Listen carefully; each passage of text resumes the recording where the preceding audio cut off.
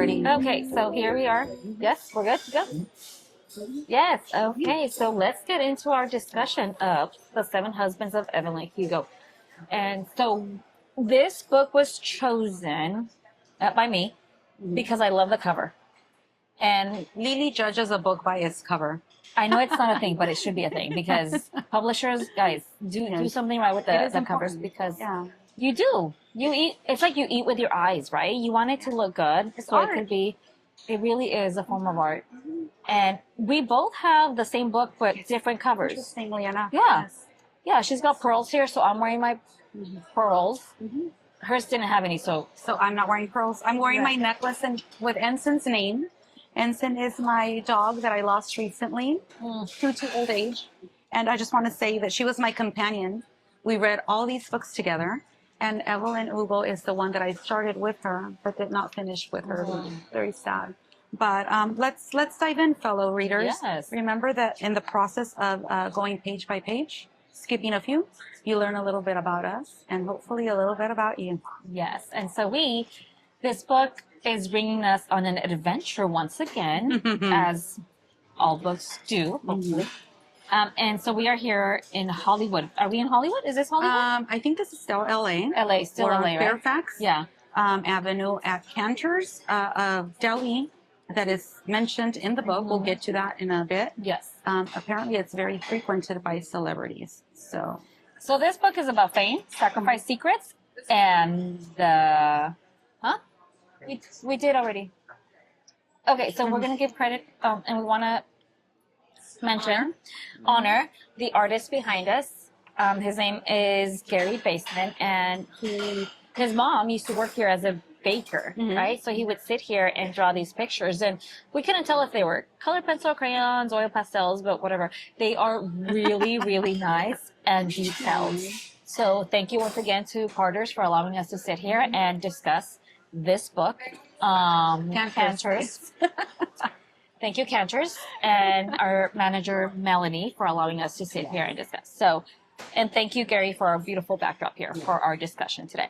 So once again, this book is about fame, sacrifice, secrets, and the hidden truths behind a Hollywood icon and her 7 marriages.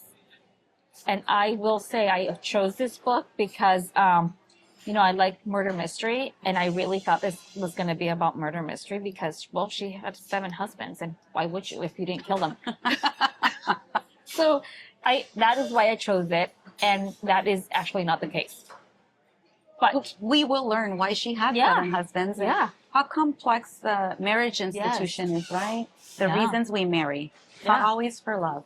Yes. So, Lily, I'm on page 13. Let's get started. Yeah.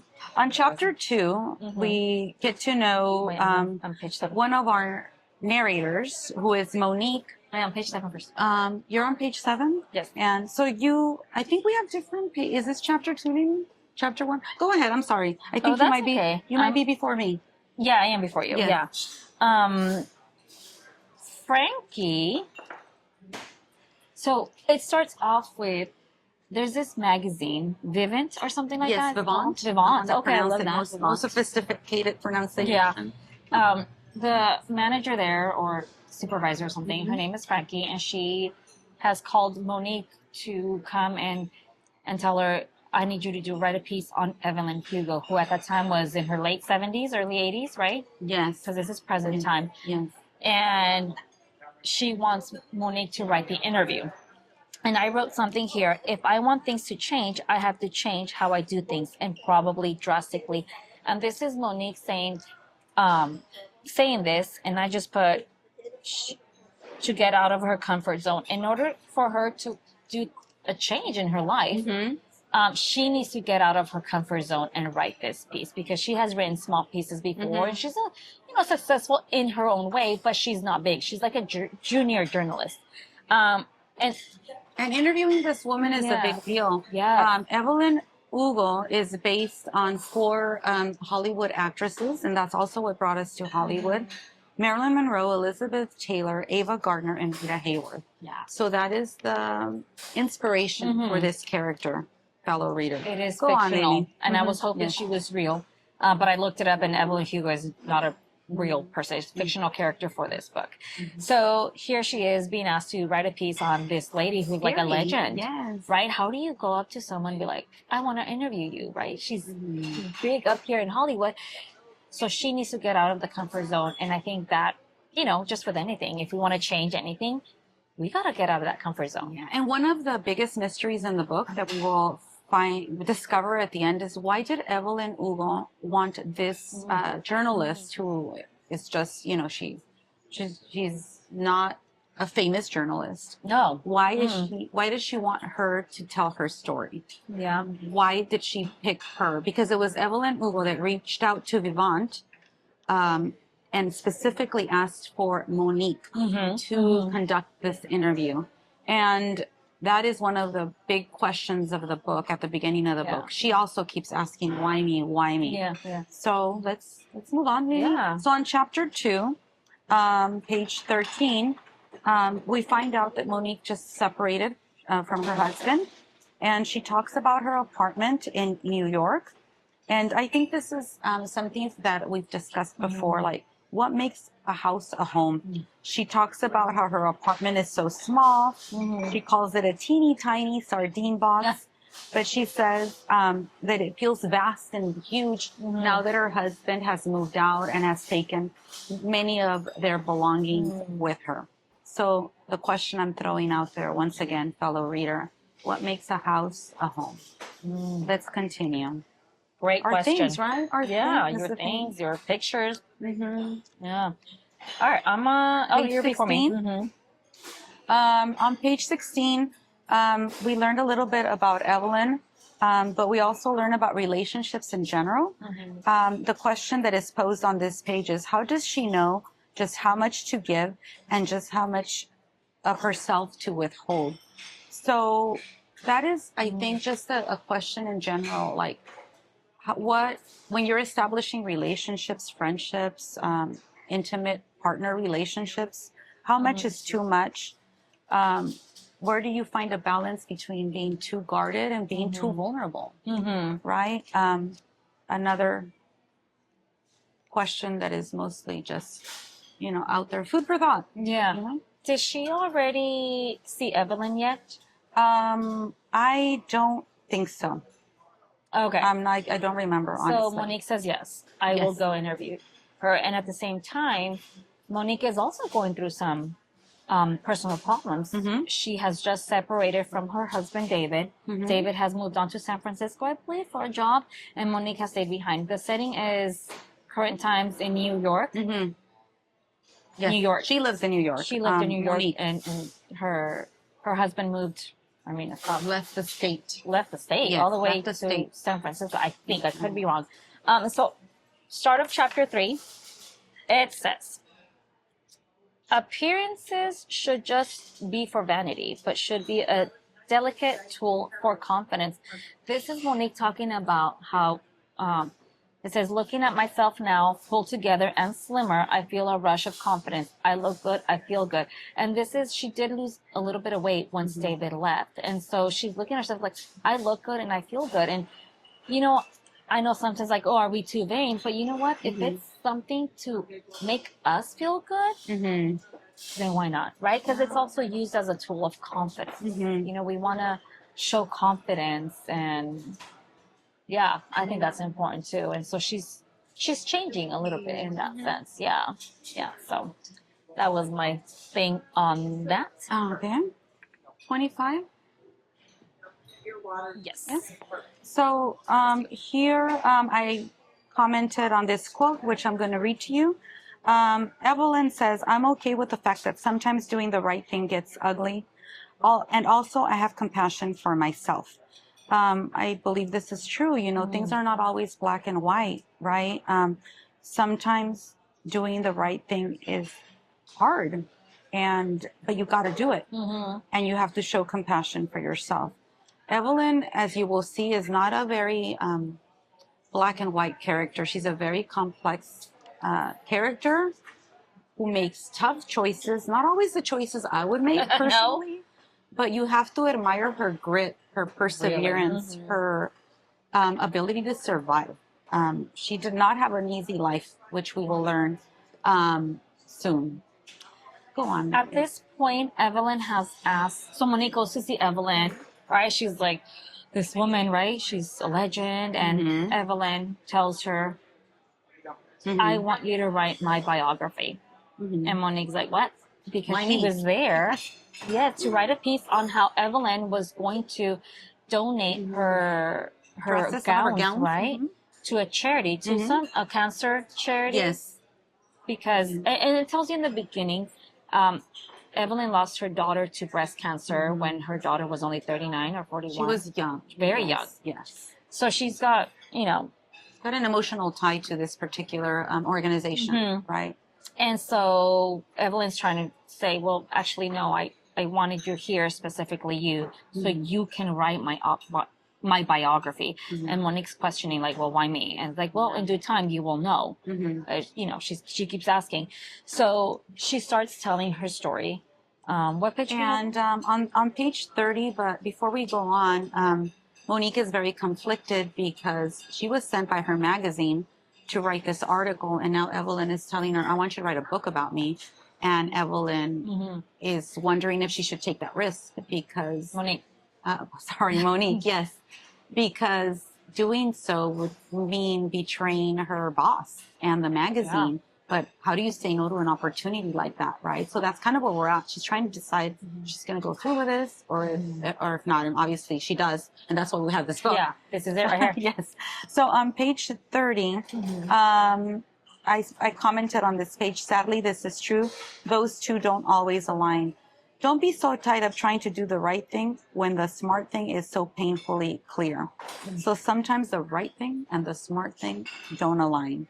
And I guess we have to hope for the wisdom to know how to identify those two, right? And that's which choice to make.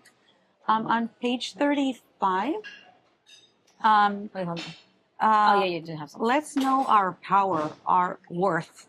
Evelyn teaches us that lesson. She says, I was gorgeous even at 14. Oh, I know the whole world prefers a woman who doesn't know her power, but I'm sick of all that. So, yes, let's know our power. Yeah. Whatever power we each possess as a female. And at 14, it was the 1950s. Yes. Right. So, and they describe her, I mean, the detail of the writing, I do love the story, the way it flows. And they describe her as such a beautiful, beautiful woman. We will learn, she's Cuban, right? Yes. Cuban descent. So on page, what do you have, 37? 37. Oh yeah, you have something for me.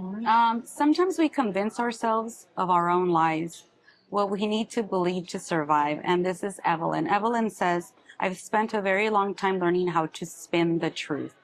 It's hard to undo that wiring. I've gotten too good at it. So the story that she is narrating, the reality that she's created for herself is the reality that she needed to create for herself in order to survive the world that she was brought into. And we'll see more of that as the story develops. Yeah. And she's asking Monique, write my story, write the truth. Because she's ready to tell the world about her truth. Because so she's been hiding it for so long. Hiding it for survival, right? And for protection of her loved ones. Yes. Yeah. So we move on to page 38. Oh, you're 38 page 38, Evelyn says, everyone I love is dead now. There's no one left to protect. So she did not tell her story before this day because sometimes we can't be completely open because we're social beings, right? And our lives are affected and affect our decisions too, those around us. So do we lie or not share to protect those that we love? Yes. Right? Yeah. You know, especially when we're in front of the camera. Yeah. Like you just can't reveal it all because whatever story you tell involves other people and you have to protect them as well. So be very careful, right? Yeah. With not oversharing. And that was Evelyn's concern, that telling her story would mean telling the secrets of other people that were important to her. So she couldn't do that. Yeah. But now she's alone. Everybody she cared for, and we will learn who these people were, is dead. Sadly, she's alone. And she just wants to tell her story before she goes. Yeah, because it doesn't affect anybody anymore. Okay. And so we moved on to chapter 6, and this is where, and this, well, not chapter, but this is like, it's divided in sections, and right here it says for Ernie Diaz, and it is divided in 7 sections for each of her husbands. So we're going to be learning about her first husband, and this is where the actual book starts, or the one that Monique writes, right? She starts telling her life story, how she was 14 years old, and her mom had already passed away, right? And something about with her mom. Do you remember? No. She had dreams with her mom that they were going to go to Hollywood or LA or something, and she still wanted that. So then she meets Ernie Diaz. Who's Ernie Diaz, by the way? So I have don't an remember. annotation here on page 43. Ernie Diaz, she meets in Cuba. And he is her teenage or childhood boyfriend. And she sees him as and I have to comment, I work with teenagers, right? How, sometimes you just hold on to that teenage love is so intense. So she sees him as a way out of the toxic home environment that she's in. And so she latches on to Ernie Diaz. And I think maybe that's why she calls him poor Ernie Diaz, because she realizes in the long run that she used them to get out of her home situation. But anyway, the notation that I made here is, she says, look what I do to these poor boys, I thought. This is Evelyn at the end of page 43. And yet also, here is my value, my power. So how men justify themselves and understanding the power dynamic. So she admits that he also used her, but she was smart enough to recognize the power of her beauty from the start. So she says he'd convinced himself that his wanting me was my fault, and I believed him. So it's almost like it's your fault. You're so beautiful. Like, that's why I'm attracted to you. Yeah. And she's just a human being.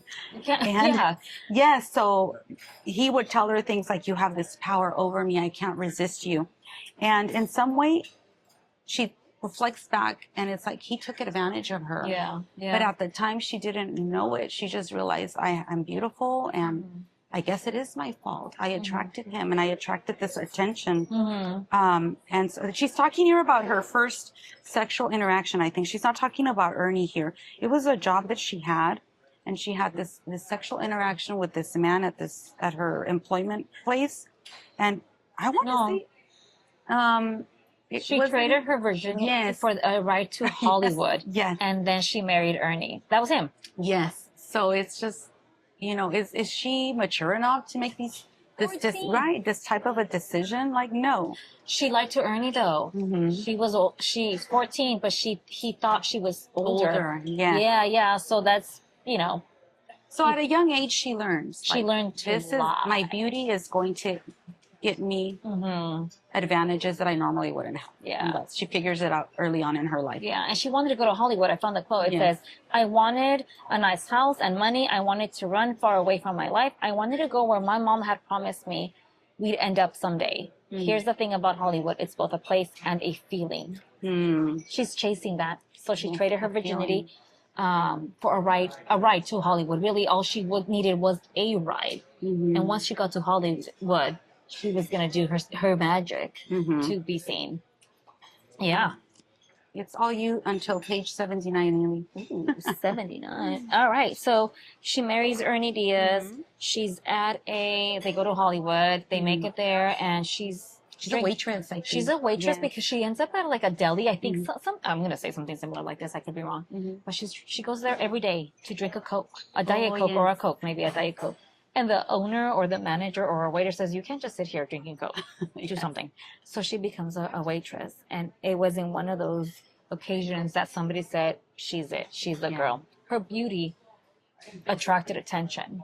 And that is what got her to start auditioning and getting small roles.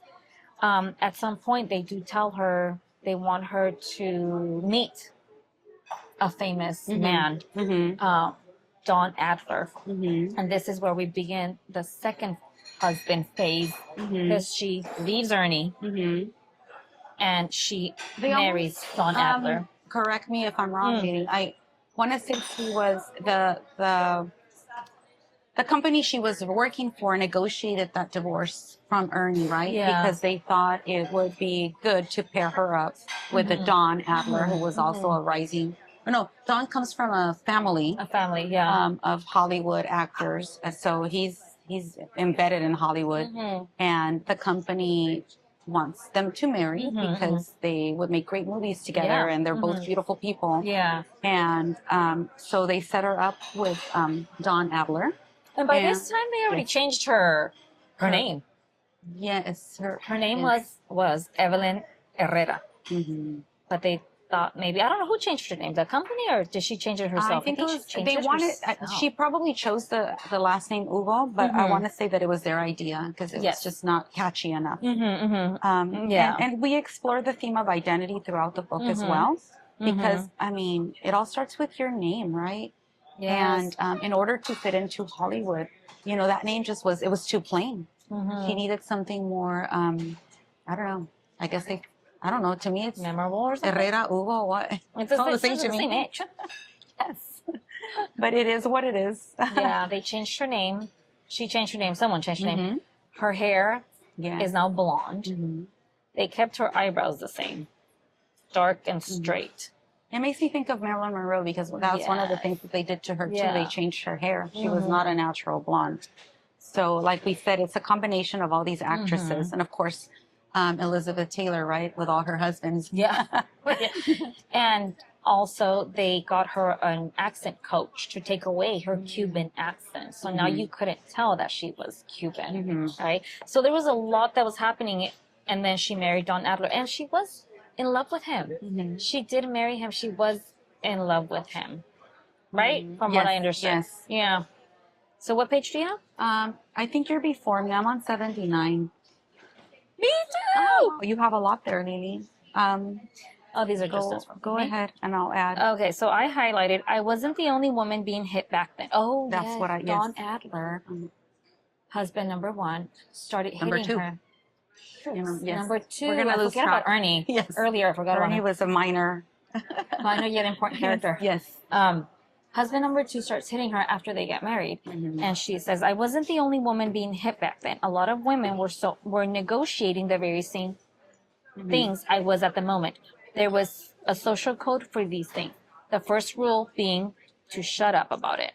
And I just wrote, why? Reality of this era. Remember, it was the 50s. So while you gather your thoughts, Nini, I did want to add that fame does not protect a woman from domestic abuse, right? This is a Hollywood actress by now, and she is getting that. This fame does not guarantee that she won't be in a toxic relationship. He was a famous Hollywood actor, and no one had any idea that he was doing this to his wife. And she, like you said, had to hide it because that's not the kind of media attention you want. Well, because their careers in Hollywood depended on this public image. Yes. Right? Of course. And just some research. These were the 50s, I believe. Late 50s, maybe? I don't know. So in 1994, Congress, and 1994, about 40 years after this era right here, enacted the Violence Against Women Act. First legislation to acknowledge domestic violence as a federal crime. It's not to say it wasn't happening, it was happening, but it wasn't considered a crime until 1994. I won't forget that year because that's the year my son was born. I did not realize that. I was busy having a baby. Yeah. But now I'll remember. Now you know that's when Yes. VAWA was enacted, but this reminded me of the other book that we read, Liliana's Invisible Summer. Femicide, right? Wasn't recognized until And it's later. not the first time we talk about domestic violence. I think it's, I mean, I'm losing track of, haven't discussed that many books, but it's come up in several of the books we've discussed. Yeah. And like I said, we learned that it happens to women in all areas, you know, countries, social class. It happens in Hollywood. Yeah. On page 89, Monique's dad speaks, I wrote here. Let's see. Remember, Monique is the journalist that is interviewing, she's our other narrator that is interviewing Evelyn. He told me he wanted to do work that invigorated him. He said, you have to do that too, Monique. When you're older, you have to find a job that makes your heart feel big instead of one that makes it feel small. So I just wanted to say that teaching does this for us, right, Yes, Lily? that's true. Most of the time. Yes, Important. it invigorates. It makes us tired sometimes. Yes, it's got its pros. Yes. So we hope that whatever work you do, it is work that you find fulfilling. Yeah. Everybody has a calling, right? Yeah. And keep searching for that that place. And if your job doesn't, find a hobby that does. Yes, like reading books. Reading. Yes. So I think I mentioned the way the writer wrote this. I do love how the narrative is very straight. Very linear. Mm-hmm. Linear, yes. But it does jump back to present time when it's Monique talking or when Evelyn's telling her story to Monique. But it's easy to follow. I do like that. I don't have to be like, wait, what? Where am I at? Only because of the way it's separated with the husbands. Page 94. Go ahead. So this is where we meet. I guess we already met Celia. Celia or Celia? I will call her Celia. You can call her whatever you want. I will call her Celia too. Because I could be wrong. I want to call her Celia too. And they're both co-stars in the film Little Women. Yeah. And Celia tells Evelyn, let's go out for a shake. And at this point, Evelyn's like, she's a great actress. They're feeling, I think, very guarded and very envious of her because she's a really good actress. So Evelyn's feeling very threatened, I think, by well, she's a good actress, and she's also beautiful and younger, a few years younger than Evelyn. So she's the whole package. Yeah. Evelyn does not come from money. I think it would be Celia. Celia does. Celia does. Celia does. Yeah. And Celia is just, one of those women that we learn later will earn lots of recognition, and she'll get several Oscars for her acting. Whereas Evelyn is not a trained. I guess she didn't learn how to act. She just kind of fell into it because of her beauty. Yeah. And you also learn about the competitiveness between women, right? It's like, why does it have to be so cutthroat? Why can't they just be friends and recognize that they're different? Yeah. And I think that happens a lot amongst women. We are socialized into being competitive with each other. It's very sad. So you see the beginnings of that in this relationship between the two of them. But go on, Lily. And they go out for a shake, and they went to a place called CC Brown's. I looked it up; it's no longer there. And Celia orders a chocolate malt, and Evelyn orders a strawberry shake, and that is the beginning of their friendship because it's kind of like Celia says, "I will help you with your acting," and Evelyn's like, "Huh?" Right? Because Celia's really good at it. So Evelyn said, "You know what? Fine. You can help me with my acting, and I'll let you be seen with me." Because I think Celia wanted to use Evelyn to be seen around town to give her fame. Yes. And Evelyn didn't appreciate that, like, you're using me. Yeah. I don't like that. So, but she was honest with her, right? I love that transparency between both of them because they were very much, no, you give me something, I give you something. And so that's what they agreed on. But then you see that there's a relationship blossoming there, right? Yes. Yeah. Great. I have something on page 97. Go ahead.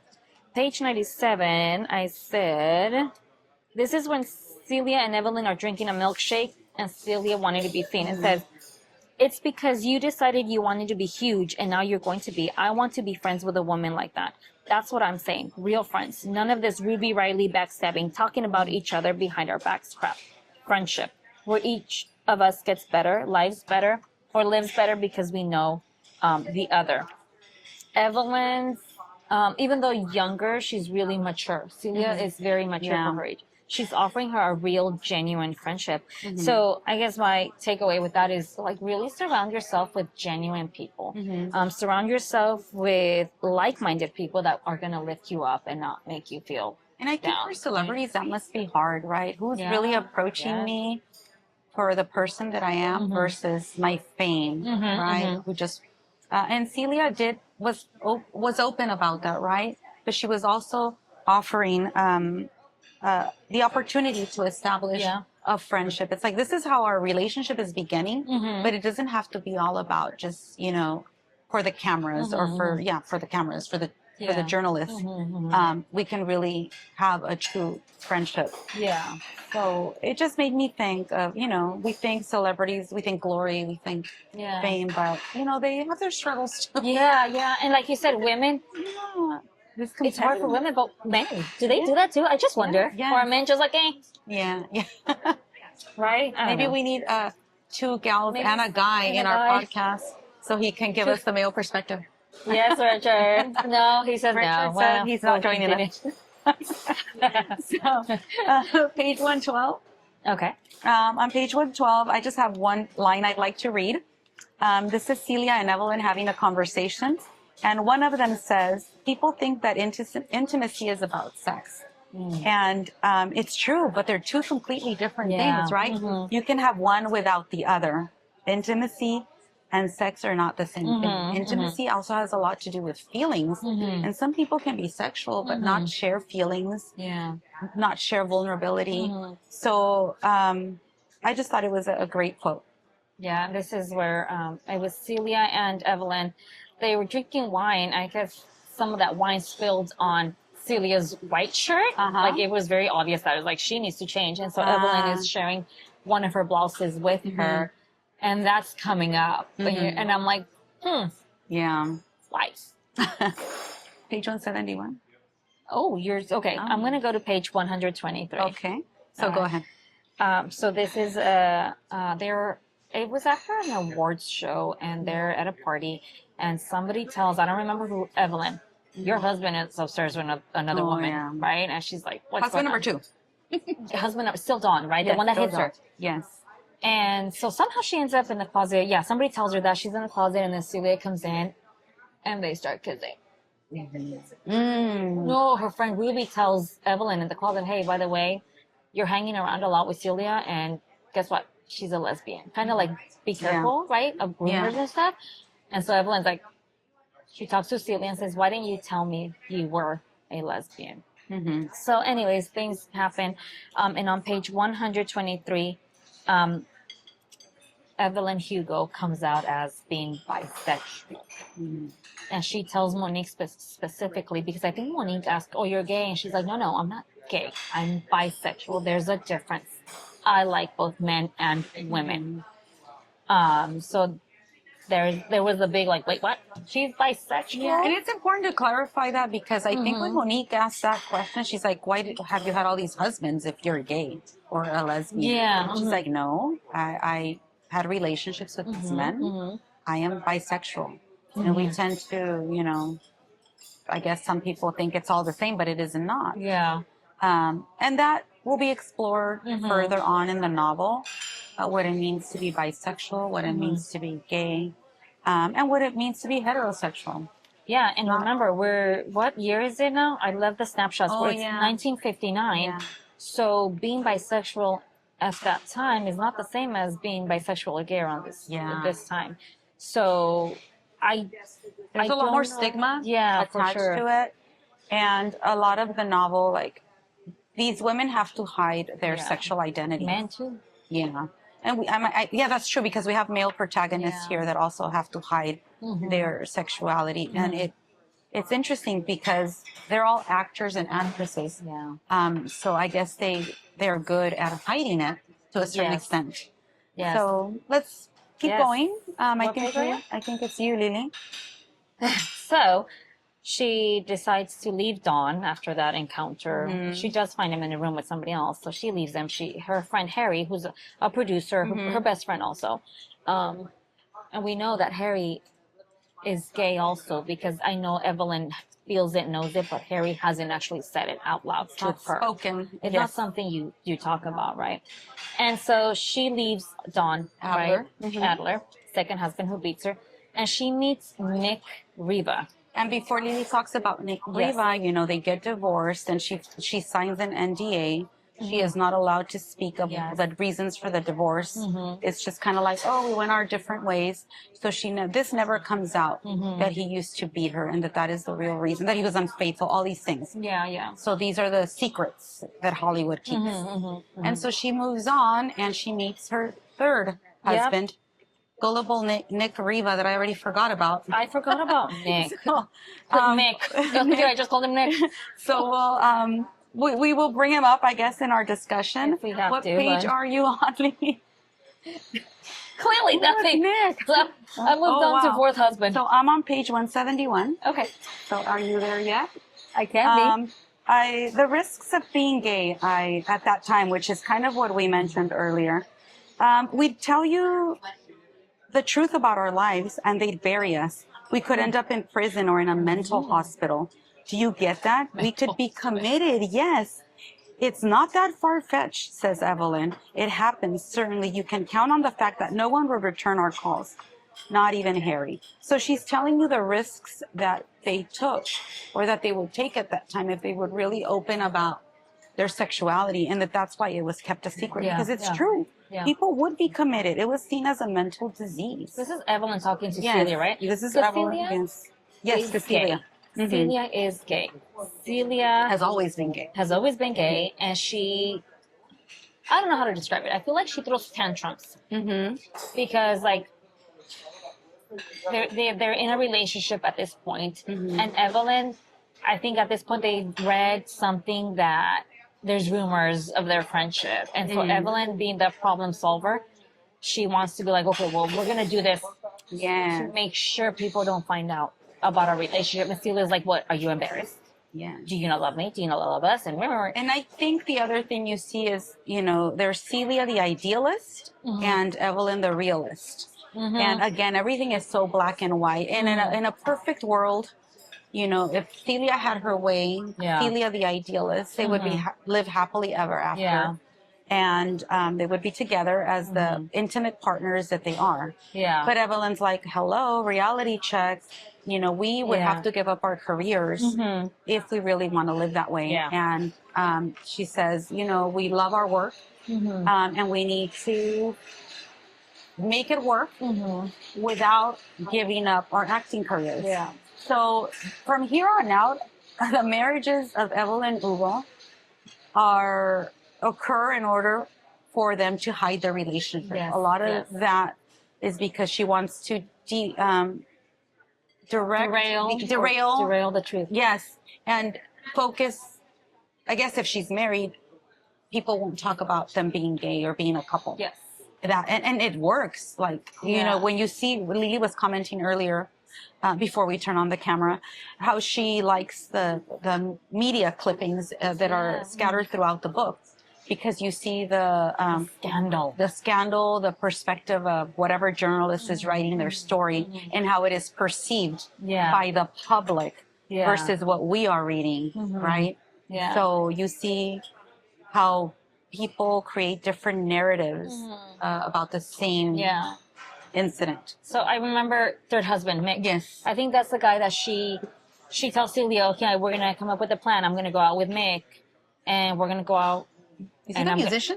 Yeah. And then they go to Vegas and then they end up getting married that night in Vegas, right? For appearances again. And the next morning it was the goal to annul the marriage right away. They were both drunk and it was a mistake. Yeah. And it was a mistake, but however, it was all planned still, right? Yes. Celia, after she tells her, Celia gets upset, not because she got married, but because she actually slept with Mick. She slept with him to get him to marry her. And Celia's upset because she knows Evelyn is not a lesbian, she's bi. And she slept with a guy. Yeah. And Evelyn's like, I did this for us. But Celia doesn't get that. And let's remember, sex for Evelyn is a tool. Yeah, to get what you want. It's not attached to intimacy and feelings. Remember the quote we read earlier? For Celia, sex is very intimate. So that is the reason why they clash a lot as a couple, because they see sex as very differently. That's why they break up ultimately that time. Yeah. Ultimately, that's what breaks them up. She leaves her. Celia leaves Evelyn. And they don't see each other again to 5 years. And I mean, Celia, I guess, in my opinion, Lily, she has a point. Like, Evelyn is calling the shots, making decisions for both of them without, like, really explaining her thought process. And that is why Celia says, you know what, I can't do this. You are making decisions for the both of us. Yeah. So moving along to page 175. Yes, go for it. Okay. So, when someone says this about, let me read the quote. Not for you, he says. Nothing is too much for you. You know what he really means is nothing is too much for me. You could really do that, you say. An hour and a half later, you're on a plane. So this is when they left to get married in Vegas, which is what you were relaying to us. So when someone says this, it's about their power, not their devotion to you. So what I was trying to get at is Mike is telling Evelyn this, right? He's trying to show how powerful he is. He can get a plane and get him over there, and, you know, and it's like, it's not because he loves her. He wants to prove to her all the things that he can make happen if she wishes it. But it's not because it's her wish. It's because he wants to show how powerful he is. Beware. If you're out in the dating world, I guess that's what I'm trying to say. Don't be fooled by men that say they can give it all to you. Because it's not about what they want to give you. It's about proving what they can give. On page 190? Yes, but I remembered something of how Celia finds out that Evelyn slept with Nick. She finds out because Evelyn tells her, I'm pregnant. And she said, what? You slept with him? This is 2 months after the fact. And that's when Celia leaves. And there's a part here where Harry is her best friend, her producer, her, you know, the other, the gay friend, right? The best friend takes her to Tijuana to get an abortion, right? And no longer with Celia. Anyways, what page are you on? Page 190. We commented on this before. Your body as power, as a tool. I'll read the quote. Imagine if every single woman on the planet wanted something in exchange when she gave up her body. You'd all be ruling the place. An armed populace. Only men like me would stand a chance against you. And that's the last thing those assholes want. A world run by people like you and me. So this is Harry telling Evelyn, I guess confirming the power of the female body. And I mean, let's face it, women have been attacked, raped, subjected with their bodies, or you know, it's historically been done. And Harry brings an interesting perspective, right? It's like men have controlled women by controlling their bodies. Imagine if women rebelled and took ownership of their bodies, like how much power it gives you, right? How the world would change. So he said only gay men would be would be excluded from falling into that power. And then at the bottom of the page, there's something said about friendship. You do not know how fast you have been running, how hard you have been working, how truly exhausted you are until someone stands behind you and says, it's okay, you can fall down now, I'll catch you.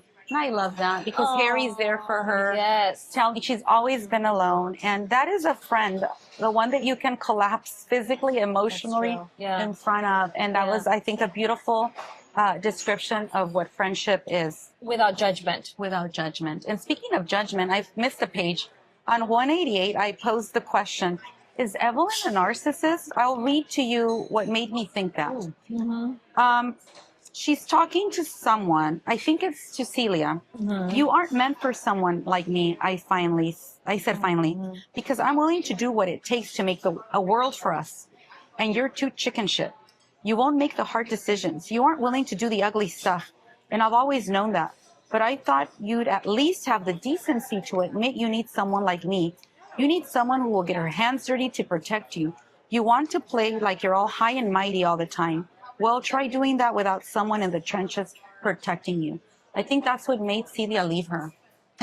I mean, imagine your partner saying something like that to you. Yeah. And it seems like when they broke up, because they broke up it was an ugly breakup. 2 or 3 times. It's always hurt each other. Because how do you go back to that when you're hurting each other?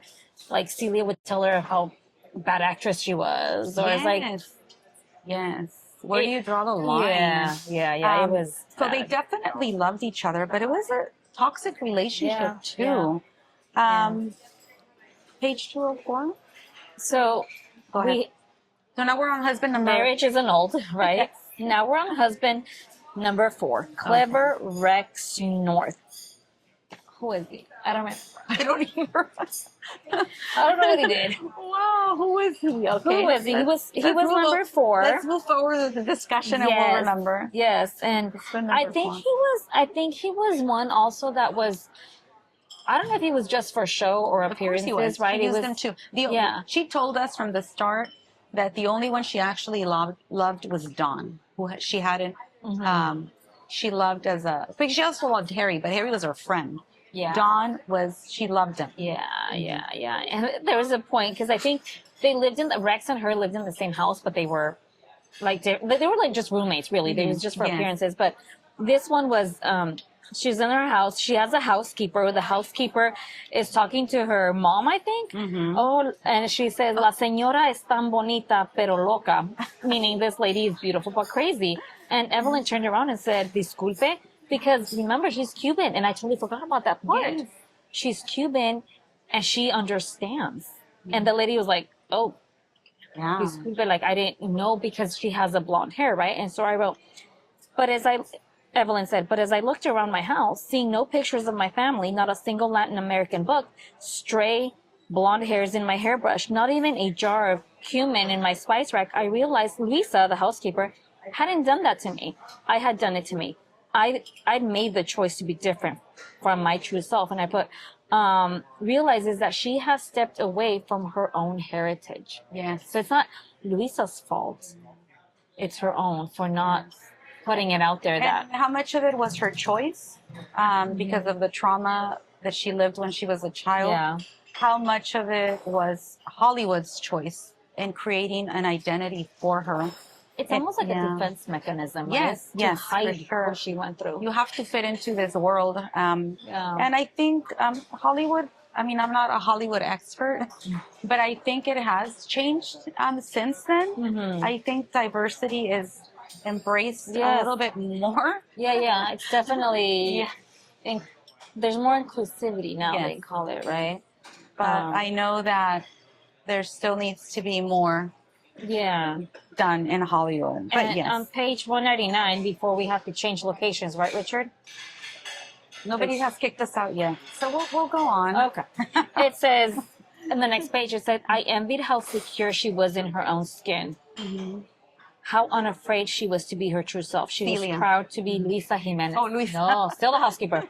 Wow. And it says here, is it too late for Evelyn to be her Great question. true self? Yes, to go back to your roots.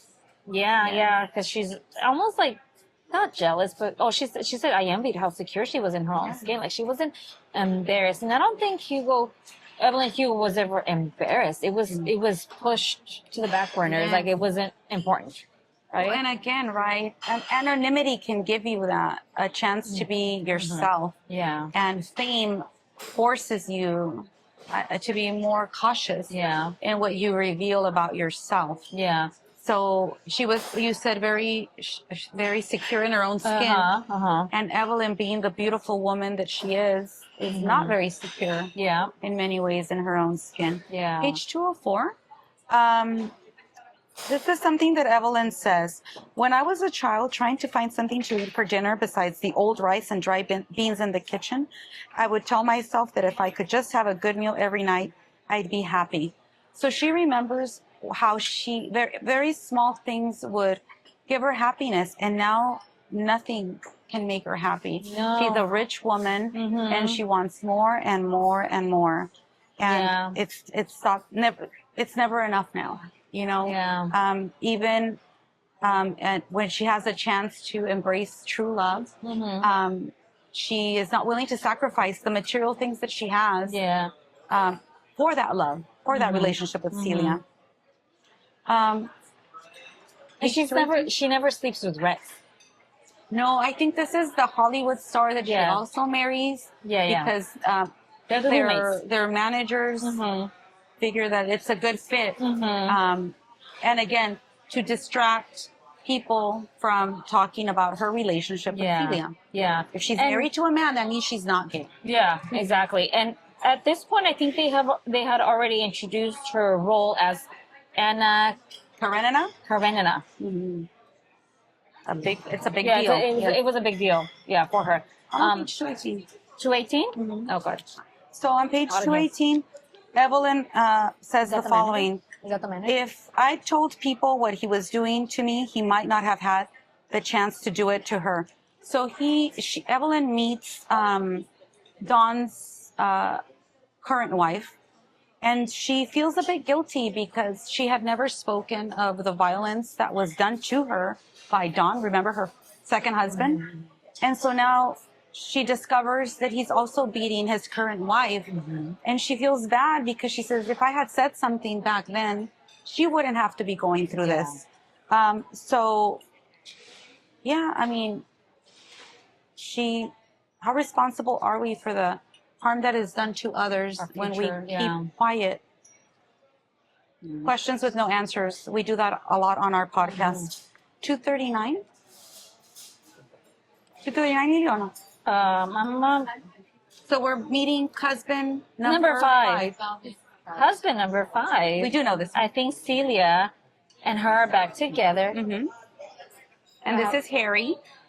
And We got to be done. we will talk to you about Harry at yes, location this is a good one, number yes. 2. 51. I said true. Evelyn says this about Celia. It's always been fascinating to me how things can be simultaneously true and false, how people can be good and bad all in one, how Great. someone can love you in a way that is beautifully selfless while serving themselves ruthlessly.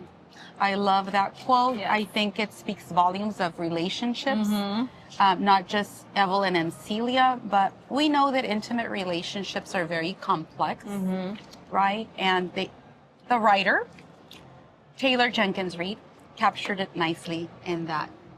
We never mentioned our author here, but Yes, yes. we did. Sorry, Taylor Sorry, Jenkins Reid. Taylor. Nice job. Greatly. Everything. Yes. Yeah. You did a great job writing I know. this For a book. fictional character, you kind of had to come up with it, but yeah. 256? Almost. Okay. Oh, no. 254. Okay. So by this time, there is what movie? All of Us or something. A fictional movie. A fictional movie that Celia does tell Evelyn, hey, why don't you contact so and so you could do the movie, you could do it well. And I think it was she years back, Evelyn went to Europe, where she did. France. She went to France. It was a French movie, yes. Where she actually made it big over there and brought it back over here. And it was a scene where it showed her breast. Cleavage, yes. Like almost like A teaser. It's a big teaser, but they never showed it. So that was a big moment for her to come back as. So let me jump in while you Yes, gather please, your because, thoughts. I remember that her career kind of took a downfall after her divorce with Don. And so... Because they kicked her out of Sunset. Yes. Right? Out of the company, yes. Yeah, the movie company, Yes, is that Sunset? so they chose him. Yeah. I forget what it was called. But they chose him over her. So she was like really struggling. Yeah. Her career seemed to be over. She was old already. And so she went to Europe, and she met this producer. Forget the details, but Max. it was a very risque for the times. Yeah. yes, for the times scene, and she went ahead with it, and that catapulted her back into the Hollywood scene, and it brought her back into Hollywood and movie making. So you were talking about that scene, and I interrupted you. Sorry. Yeah, I just no, felt that's okay. No, I just that's felt true. like I forgot that. the viewer We had needed to. the context Yeah, we behind needed to that. remember that it was not. She went through that spiral. Yeah. So in it her wasn't acting always career. just up that way. She. And that is why I guess she also needed to stay behind. And she also holds on so much to her career in Hollywood because she knows what it's like to lose it. Celia doesn't know that. Yeah. Evelyn does. Yes. Because she's old money. Celia's Yes. old money. She has the money regardless. And Yes. Evelyn doesn't. She had to work for it. Mm-hmm. And so there was this movie, right? And Celia said, oh, you can do that one. So she said, okay, I'll try it, because it was going to be another one where it showed her body. More of her body. But it turns out that she was going to be co-starring with her ex-husband, Don. Yes. So she had her people call his people, and they met up at, guess where? Cantor's Deli, where we were at this morning. And he apologized right off the bat. And she's like, oh, that's okay. You're only 5 minutes late. But he's like, no. He apologized for hitting her, for everything, for cheating on her, for everything. And I think that meant a lot to her. But he's no longer drinking. So that's why he ordered a Coke. Anyways, so we did pass this part where they're going to be co-starring because they agreed. You know what? They're going to be professionals about it, and they're going to do this movie together. So you were talking about the conversation between Evelyn and Dawn, and so just to add to what you said on page 256, Evelyn says, we all can't go around treating people like dog shit and then expecting that a simple I'm sorry erases it. He wanted to apologize, and I guess, that's valid. But he also has to accept that sometimes I'm sorry is not enough. Let's watch how we treat people. Regardless of how many years have passed by. On page 257 at the bottom, I commented on losing friends. So Dawn and Evelyn are still talking, and Evelyn tells him, we are not friends, Dawn. I want to be clear on that. And then he says, okay, I understand. She says, but I think we can be friendly. And Dawn says, I'd be honored to be friendly. So the difference between being friends and being friendly, right? You can have a civil relationship with someone, but friendship is not the same as being friendly. And I like the way they explain that. No, that's true. During that interaction. Treasure your friendships so that they don't end and then you just become friendly. Yeah. Okay. Moral of the story. 271? Yes. Yes. So on 271, we were commenting on the difference between being gay and being bisexual. And I thought that there was a very good explanation that Evelyn gave here. So I'm just going to read to you. Being bisexual didn't make me disloyal, Evelyn says. One has nothing to do with the other, nor did it mean that Celia could only fulfill half my needs. And then she goes on to say, but I want you to have it in my words. When Celia said she couldn't have all of me, it was because I was selfish and because I was scared of losing everything I had. Not because I had two sides of me that one person could never fulfill. I broke Celia's heart because I spent half my time loving her and the other half hiding how much I loved her. Never once did I cheat on Celia. If we're defining cheating by desiring another person and then making love to that person, I never once did that. When I was with Celia, I was with Celia. The same way any woman married to a man is with that man. Did I look at other people? Sure, just like anyone in a relationship does. But I loved Celia and I shared my true self only with Celia. So, I mean, there's no commentary I need to add to that. I think it's very clear how she explains, what bisexuality is. And by this time, Celia broke up with her again. Yes. Because this movie that she did with Dawn, it was a sex scene. And it was showing Evelyn having an orgasm and enjoying sex. And Evelyn wanted to show that sex was, women can enjoy sex too.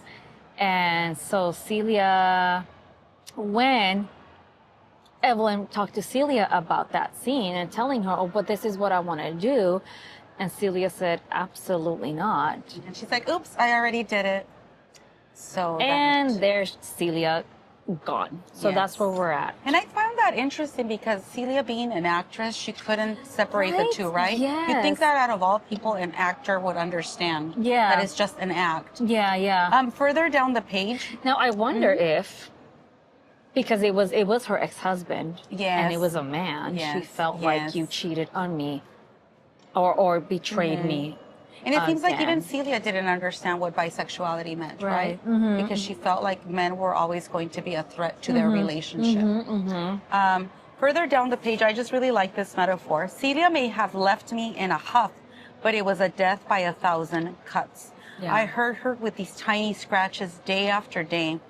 And then I got surprised when it left a wound too big to heal. So it was a process. This was just kind of like how they say, the straw that broke the camel's back, right? But she'd been hurting her throughout the relationship. And this is what finally broke Celia. Moving on. So John. You said Johnny, right? I said Josh. It's John? It's John, yeah. Correction. So John is the guy that was married to Celia. And in 1980, he died. Mm-hmm. They were saying he was an athlete, a football player, and Yes. he had a heart attack. So there goes Harry, because Harry was in love with this man. Yes. So Harry took it really, really bad, went into drinking, isolated herself, not doing so good.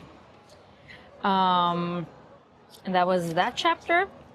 Then there was a snippet on the newspaper that said that Celia St. James and Joan were best friends. So now Celia is seeing around town with a best friend named Joan. So of course Evelyn thinks, well, And of course we know, because we know Celia, the Yeah. reader, we're like, oh, that's her new That's a new- partner. yeah, They're not yeah. just friends. Exactly. Do you have something? On page 306. Oh, 306. I think you have I have things something before that. before. Yes. So I have something on 286.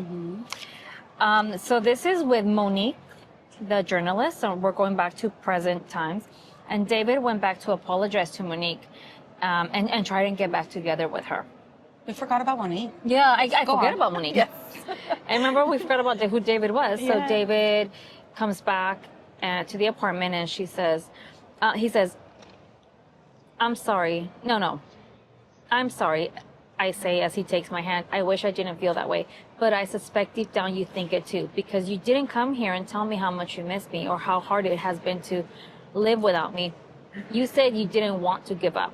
And look, I don't want to give up either. I don't want to fail at this, but that's not actually a great reason to stay together. We should have reasons why we don't want to give up.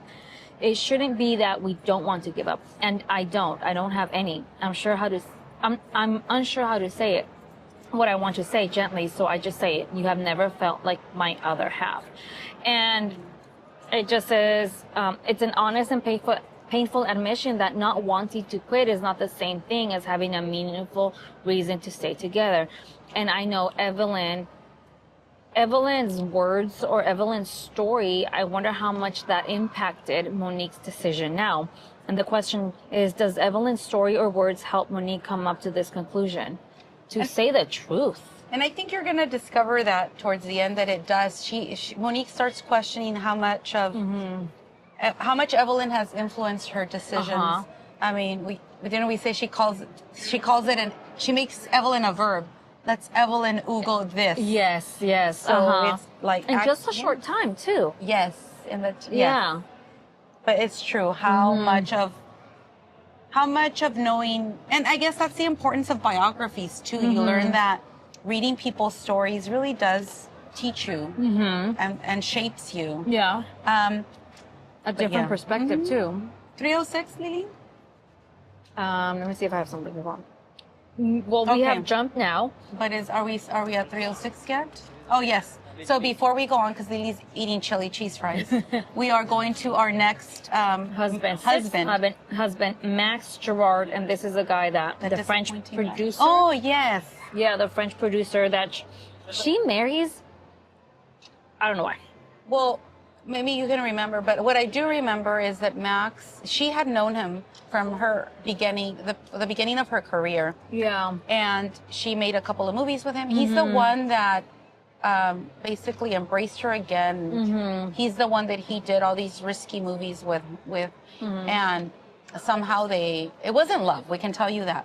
No. They decided, he was infatuated with her. He was. Yes, and he kind of, I think it was that infatuation that maybe convinced her to figure, why not marry him? She already lost Celia. Yeah, why and Celia's with hanging around with somebody else. And it says in one of the newspaper clippings here, after 15 years of marriage, so Evelyn was married to Harry for 15 years.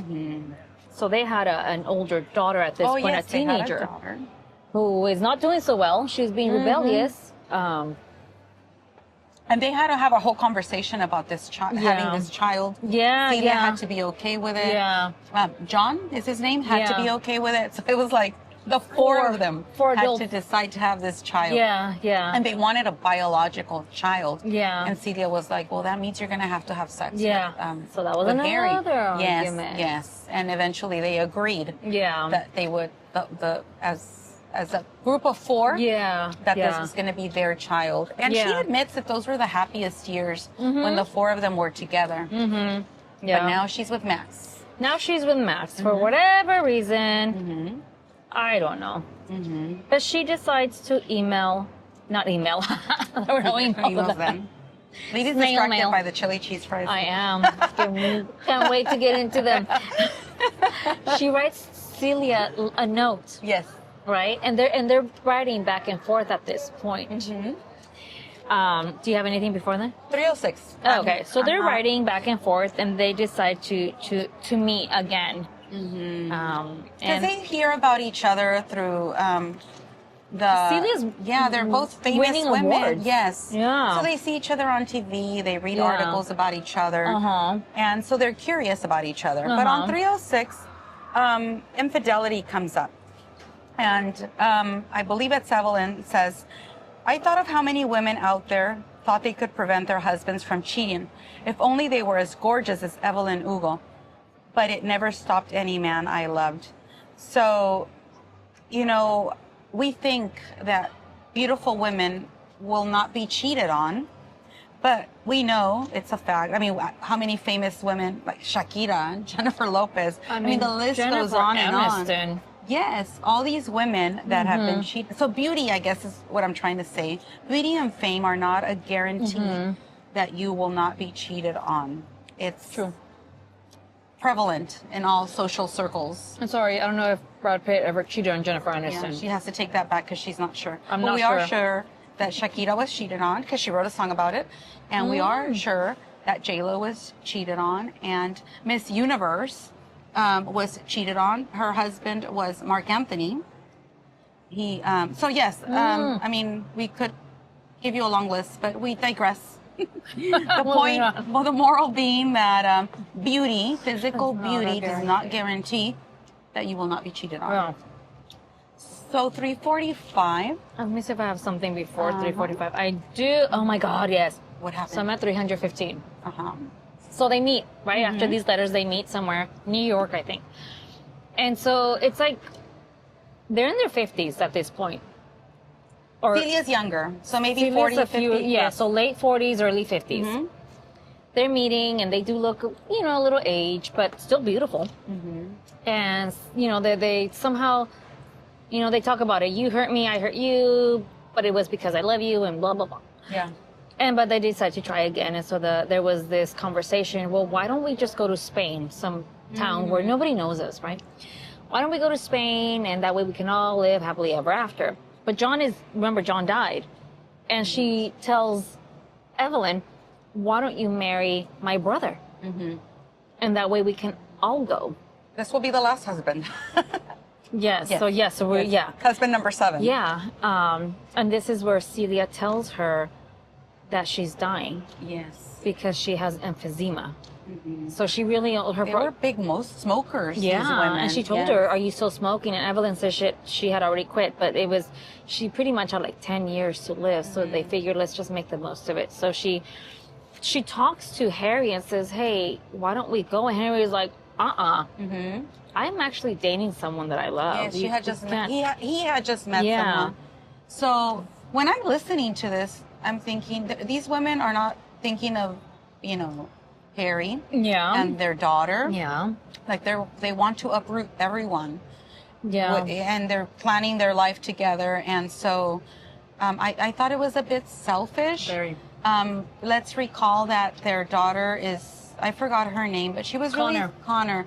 That's true. She was struggling. She was very rebellious. And Evelyn is trying to justify this move by saying that it will help her daughter leave a city like New York. And she even admits that she leaves her alone a lot because by now she's reconciled with Celia. And Celia's in LA and she travels a lot to see Celia. And she leaves her daughter alone a lot.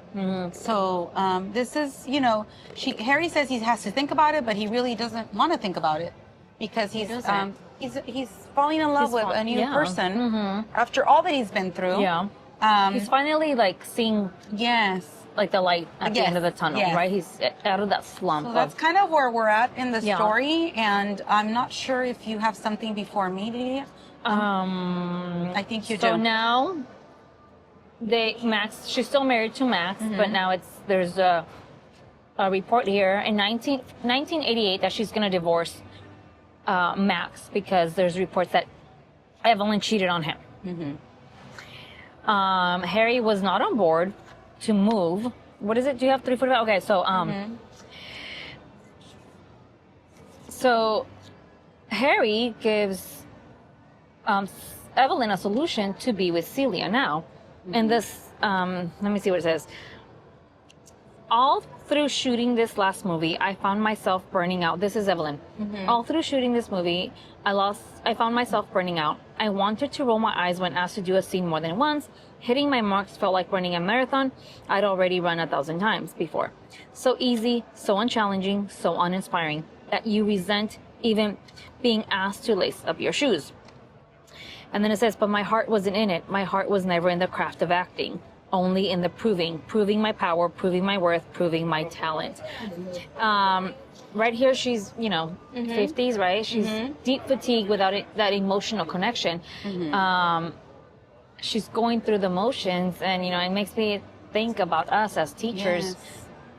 Are we just going through the motions? Because I feel at times we are tired. And you wonder if she ever really loved the profession, or if it was about, like she says it right there, proving that she can do it, proving that she can survive in such a cutthroat environment. Yeah, always having to prove something because it was never enough, right? I don't know what. Yeah, going through the motions, and I think isn't this when Harry suggests to Evelyn that Celia marry the guy that she likes? That way they can be together again. Do they do that? I don't remember. I don't remember. But there's a solution, and I totally forgot what it was. It's just funny how creative they get with. In order to go to LA, kind of like, no, let's not go to Spain. But if we go to LA and Celia marries so and so, the guy that he's dating, and you and I, like they did it before. Yeah, like that's a solution for now to be together. And so they talk about it, and then they are on their way to New York, right? I think. So they live in New York with their daughter. But they go back and forth between New York and LA. Yeah.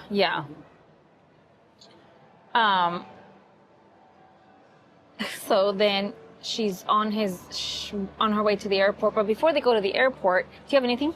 No, not until 3:45. They go to she's like, we got to pick up Harry, right? But there's this obstacle they couldn't get through, and then there's this car smashed into a tree or something, right? So the driver is trying to ask Evelyn, do you have any tips for me? Because I'm an actor too. But they get off to help this car that the tree is falling over, and over the car, it's like nobody's around. I'm assuming, right? Yeah. And behind the wheel is Harry. Yes. Do you recall the details, or do you want me to jump in? You can jump in. Okay. Yeah. So they're either almost dead or dead.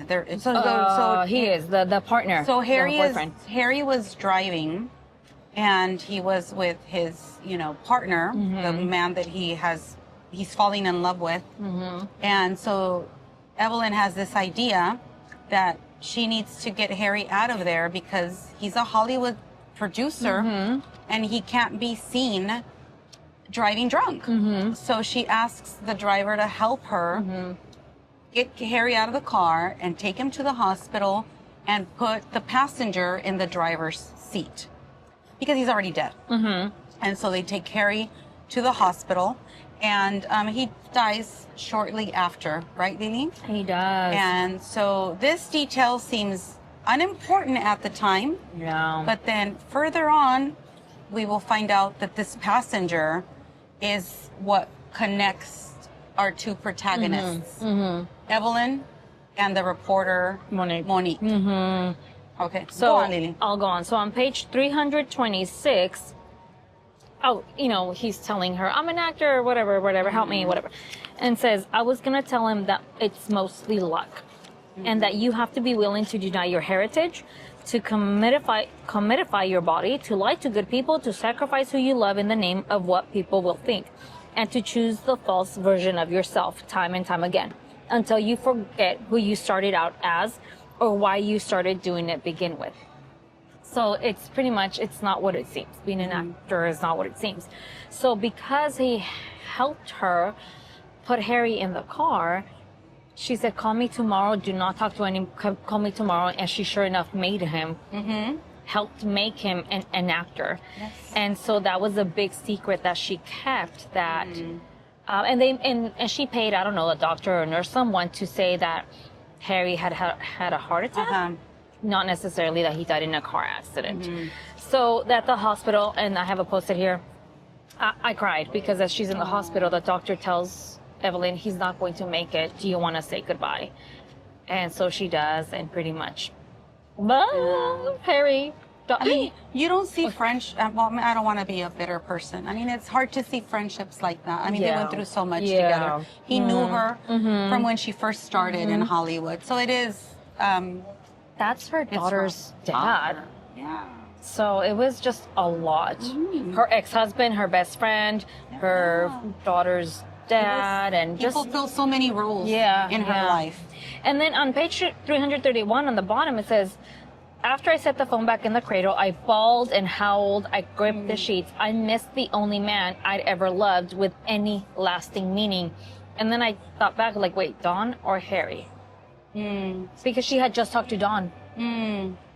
It's a different type of love for sure. Yeah.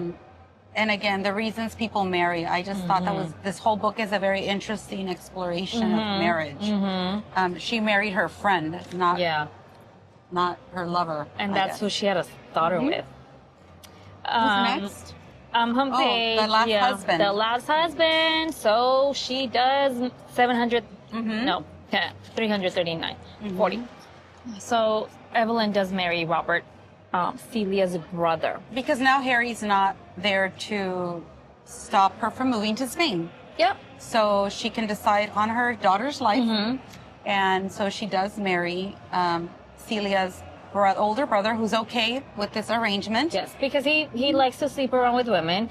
And that way, Celia can leave her things to Evelyn through Robert. Yeah. Because he couldn't do it directly to her. And he wants to see his sister live out her last days. That's happy. right, because she's dying. Yes, that's right. Yeah. So she marries for the 7th time. So they go to Spain. You have the same. We have the same thing. Let me read it and you can add on to it. Evelyn is in Spain and she says, I loved being able to show a part of myself that I had long buried. I was happy to find that when I dug it up, that part was still there waiting for me. She speaks Spanish in Spain and she had not, it's almost like the language is atrophied. She had to learn how to use it again because it was such a buried part of her identity. And as a language teacher, I really loved that quote because our language is very tied to our identities. It's part of our culture. Yeah. And she had to be a woman in her 50s to reconnect with her Cuban roots. Yeah. And I wonder, did she keep dyeing her hair blonde? Oh, that's true. I don't know if we saw that. I don't think that 346. Do we all have to adapt to fit in? I asked. I think being yourself, your true entire self, is always going to feel like you're swimming upstream. So it's almost, that's why I asked what I asked. You know, like, do you have to change in order to fit into society? Yeah. Is it automatically challenging to fit in just because you're your true self? Yeah. Do we change? What do we change about ourselves to fit into the roles that we fulfill in society? Yeah. Right? What is a teacher supposed to look like? Or how is a teacher supposed to dress? How is a wife supposed to be? How is a woman supposed to be? Like, and the minute we don't abide by that definition, we're swimming upstream, as she says, right? Yep. And they're in the 90s at this point, right? Yes. Let's continue. And the next page, 347. So they decide to get married, Celia and Evelyn, but not in public. This is more private, just the two of them. As they're kneeling in bed, And then she said, here's what we'll do. I said, trying to convince her. We will look each other in the eye and we will hold hands and we will say what's in our hearts and we will promise to be there for each other. We don't need any government documents or witnesses or religious approval. And I just wrote, why do we need a big show? Yes. To show such an intimate commitment. Yeah. Right? Why does it have to be out in public? Who started that? Researcher, you forgot to research that I forgot part. to research, and I wasn't thinking about that because it's like a, what do you call it? Where like to make money, like Yes, big that's weddings, right. big parties. You capitalize off That's what of it it. is. So, Capitalizing on that yes. because people spend money on that, and like you run That's with it. true. That's what it You is. sell So flowers, you sell food. That's everything. true. It's the big commercialization. Put the word there for sure. I can say it in Spanish, comercialización, Ándale. but I can't say it in English. Commercializing. You know, of this commitment between two people. It becomes a big show. So that's pretty much her 8th marriage right there. That's true. That's true. Although Her it's 8th not. marriage, but it's not to a husband. Yes. That's So, right. Yeah. So, yes. So it is her eighth right. marriage. That's funny. Page 351, Celia dies. And I cried again because Celia died in her arms of emphysema. And she knew that was going to happen. But it's always And hard. You know, now that you say that, like, you know, when we're confronted with death, like, there's no, what's harder when it comes by surprise or when you know it's coming? With Yeah. Evelyn, she saw both sides of it. Yeah. The unexpected death Yeah. of Harry and then the death of Celia, which she saw coming. Yeah. And then her daughter, Yeah. too, right? Who had cancer. And that's where you're at right there. 357. Yeah. So here we read about the mother-daughter bond between Evelyn and Connor. I'll just read the quote from 357. I had made a point of not bullshitting her ever since her father died. We had the sort of relationship where we believed in each other. She knew she was loved. She knew what she had changed. She knew that she had changed my life, that she had changed the world. And I wonder, I also have a daughter, like, should you really tell your daughter everything? Yeah. What is too much information? Yeah. And should you establish boundaries? Sometimes I think I overshare with my daughter and I'm like, maybe she shouldn't know all these things, but I guess we all know, you know, our personalities, our connections between our children, and I think we should be hopefully smart enough to know how much to share with our children. That's why I got tongue-tied. Yeah. The sh and the ch. Anyway, But, moving along. this my post-it just says I cried again because this is where Her daughter Connor dies of breast cancer. And so once again, and she did tell her about her and Selena's relationship. They knew that. I don't think she ever told her that Harry was gay though. I don't think. I think she kept that. Like she didn't need to know that because Harry died. Because she didn't need to know that. She didn't need to know that. Right? Yeah, exactly. And page the next one. Chapter 63, very short chapter. Spell it if you have to. Say that Evelyn Hugo doesn't care if everyone forgets her name. Evelyn Hugo doesn't care if everybody forgets she was ever alive. Better yet, remind them. This is Evelyn telling Monique. Remind them that Evelyn Hugo never existed. She was a person I made up for them so that they would love me. Tell them that I was confused for a very long time about what love was. Tell them that I understand it now and I don't need their love anymore. Say to them, Evelyn Hugo just wants to go home. It's time for her to go to her daughter and her lover and her best friend and her mother. Tell them Evelyn Hugo says goodbye.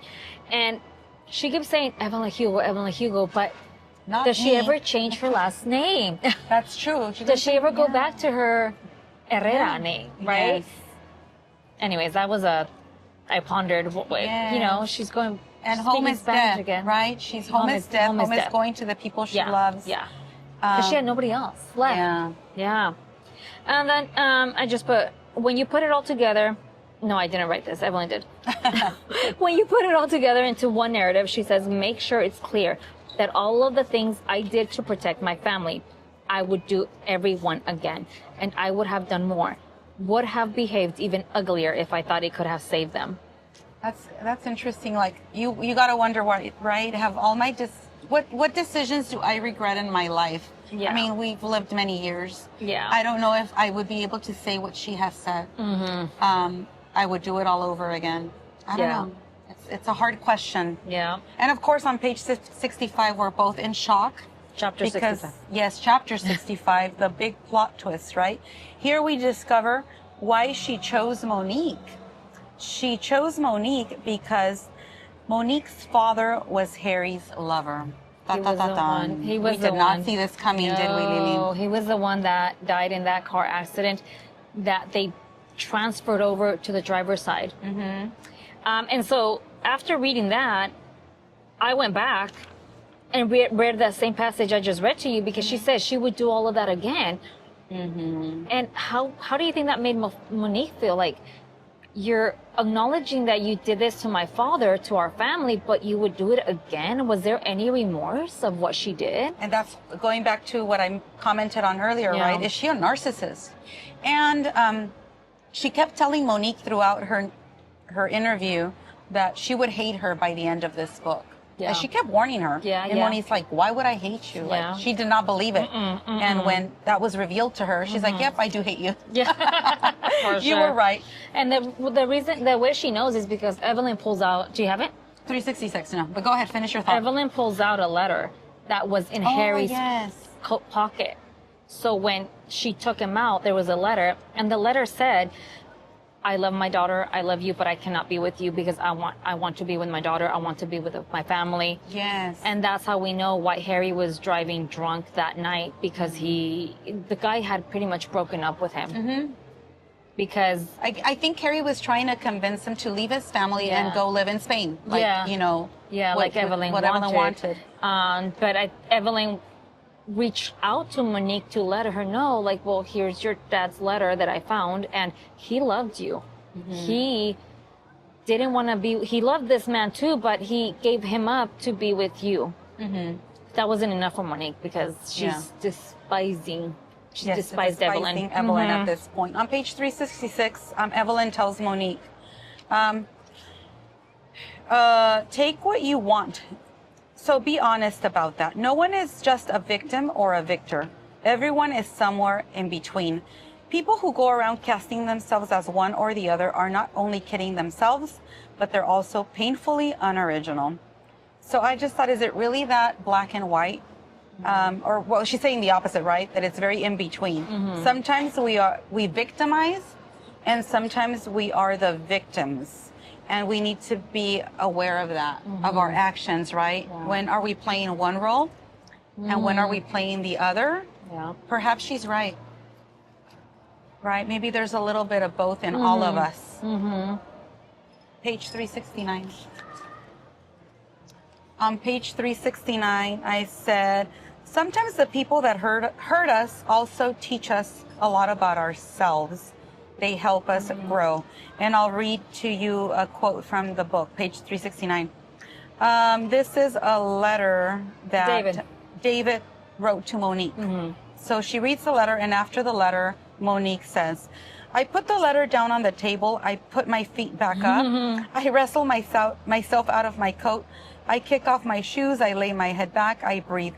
I don't think I would have ended my marriage without Evelyn Hugo. I don't think I would have stood up to Frankie, her boss, without Evelyn Hugo. I don't think I would have had the chance to write a surefire bestseller without Evelyn Hugo. I don't think I would understand the true depths of my father's devotion to me without Evelyn Hugo. So I think Evelyn Hugo is wrong about at least one thing. My hate is not uncomplicated. So she's able to understand that even the people that come into your life that do you harm teach you a lot. So moral of the story is, I think there will be people like that in our lives. There probably already have been. Let's take the lesson from it. From that. That's all we can do. Right? And on the same page, next page, 371, way on the bottom it says, I look at my watch, it's 11:06. I remember the first day I met Evelyn Hugo. I remember how nervous I was. I remember how larger than life she seemed. she is painfully human to me now. And I just think, like, behind all that glamour, there's a real person. And you think of all these actresses and actors and movie stars and everything, singers, they're still real. Yes. Right? Yes. It's just interesting. Yes. My last post-it, Lily. You already read your last? That was my last one. 380. I just loved this quote. I'll read it. When you dig just the tiniest bit beneath the surface, everyone's love life is original and interesting and nuanced and defies any easy definition. It's true. We all have opinions, but ultimately the only people that know are the two people that are in the relationship, right?